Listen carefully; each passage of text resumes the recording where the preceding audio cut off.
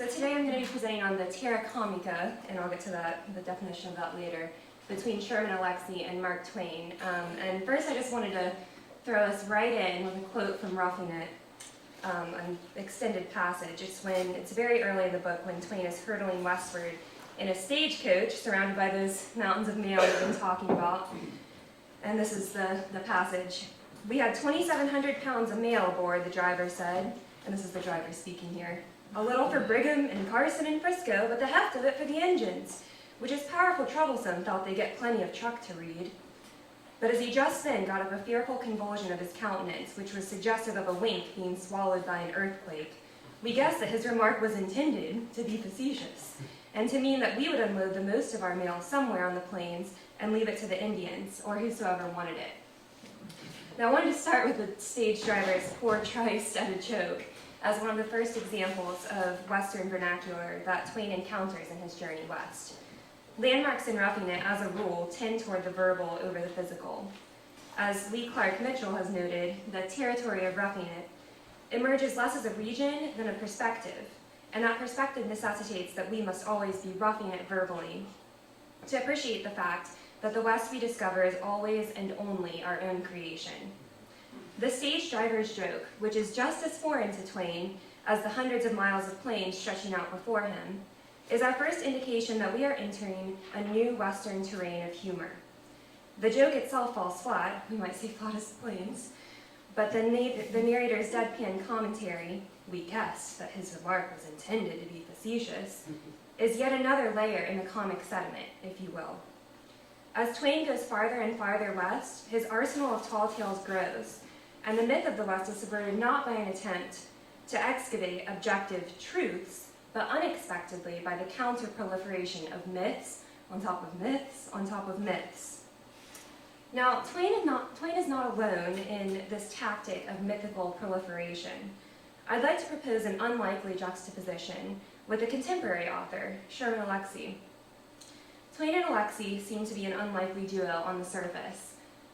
There's Twain, who grew up in a white, Anglo-Saxon, Protestant community in 19th century Hannibal, Missouri.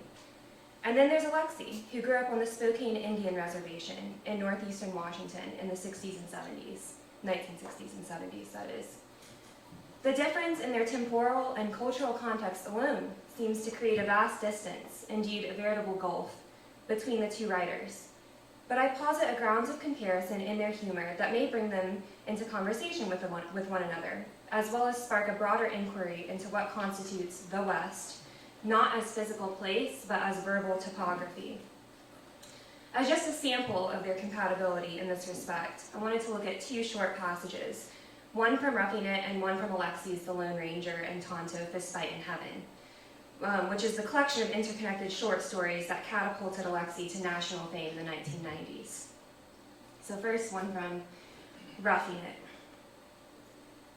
"Now, I could give the reader a description of the big trees and the marvels of the Yosemite, but what has the reader done to me that I should persecute him?"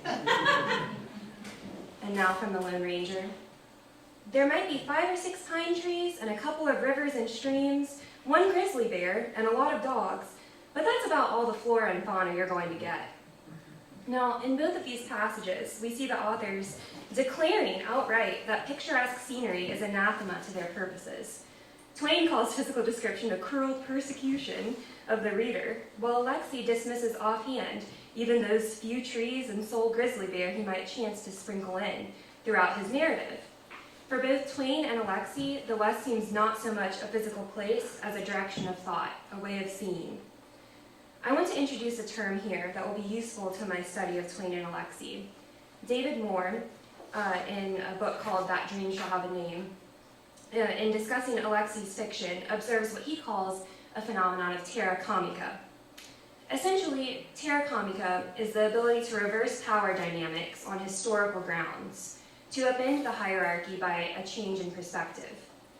More specifically describes terra comica as any time that native storytellers harness humor to reverse both external and internalized oppression, laughing both at the invaders and themselves.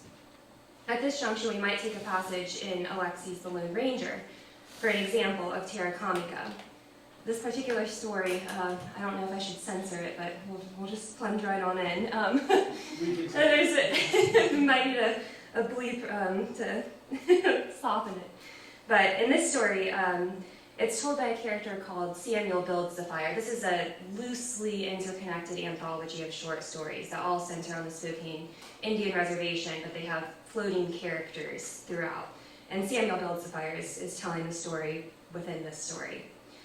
So in this story, Coyote, the creator of all living things, created Native Americans first. And he enjoyed the goings-on for a while, but then he got bored. He couldn't think of anything else to make, so he started clipping his toenails until he realized he had no place to throw them away. As Samuel describes, Coyote started jumping up and down because he was so mad. Then he accidentally dropped his toenail clippings over the side of the cloud and they fell to the earth. The clippings burrowed into the ground like seeds and grew up to be the white man. Coyote, he looked down at his newest creation and said, "Oh shit. The whites are crazy, the whites are crazy," the children would chant and dance around Samuel in circles. "And sometimes, so are the Indians," Samuel would whisper to himself. In this story, whites are reduced to a toenail clipping, an unwanted accident, a piece of trash. But there's also a subtle dig at anyone, white or Indian, who might be too quick to label and dismiss others. Thus, Alexie's stories drop everyone, white and native alike, into the realm of terra comica. If anyone can make fun and be made fun of, there is a leveling of vulnerability, because we're all comic fodder, Alexie suggests. In an introduction to The Lone Ranger, the 20th anniversary edition, Alexie reflects back on the book that jump-started his writing career. He states that many of his stories are based on his own life on the reservation, but also says they're not really true. They're necessarily biased, incomplete, exaggerated, diluted, and often just plain wrong. We might say the same of Roughing It. The quote actually would work quite well for Roughing It. I've chosen Roughing It and Lone Ranger as examples in the early careers of both writers, respectively, because I find something remarkably comparable, even conversational, in their rawness, their willingness to dispense with former visions of the West, as well as to flaunt narrative conventions. The discontinuity of Twain's travelogue, which stops and starts and stubbornly refuses to follow a straight path, jives well with the 22 loosely interconnected, circular, and wandering short stories that comprise The Lone Ranger. Twain was writing for an Eastern audience that had little except ridiculously bloated fantasies of manifest destiny and unpeopled wilderness to guide their imaginations of the West. Alexie was writing for a contemporary audience of Americans of all races and creeds, most of whom were similarly clueless as to the reality of living on an Indian reservation in the West. In both books, settings and characters matter less than the words that describe and inscribe them. And tall tales are exposed not by shortening or destroying them, but by enlarging and multiplying them. The frontier of the West is stretched beyond belief, and only on the hazardous precipice of unbelievability, on terra comica, can we begin to extend and even erase the frontiers that govern our minds. Of course, there's a major elephant in the room when it comes to comparing Twain and Alexie. Twain is not really known for sympathetic portrayals of Native Americans in his work. Recent scholarship, such as Carrie Driscoll's Mark Twain Among the Indians, has meticulously cataloged prejudices against Native Americans across the breadth of his writings. While acknowledging the limitations of Twain's understanding when it comes to Native cultures and peoples in my study, I also want to allow for at least some interpretive space. Like Alexie, Twain does tend to target people of all stripes with his humor, including himself. With all that said, I foresee the following two directions as central to my eventual paper.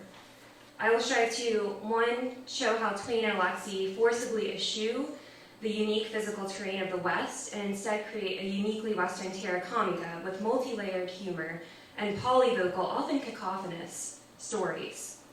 And 2, argue that terra comica, though frequently rocky and fraught, can still be a site conducive for conversation and possibly understanding about and between white and indigenous peoples. All right. Thank you.